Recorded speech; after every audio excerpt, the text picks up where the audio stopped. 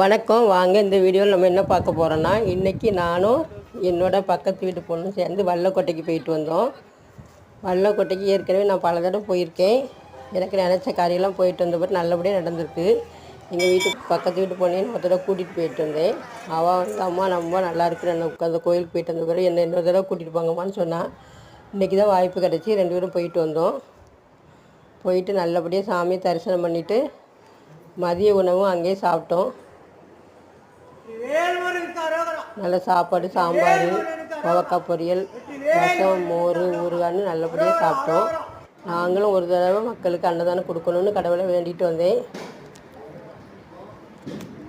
சாமி கும்பிட்டுட்டு தாம்பரம் வந்து இறங்கிட்டு ஜெயச்சந்திரன் கடையில் தேவையான பொருளெல்லாம் வாங்கிட்டு அப்படியே சாயங்காலம் ஸ்நாக்ஸ் சாப்பிட்டுட்டு நல்லபடியாக வீட்டுக்கு வந்துட்டோம்.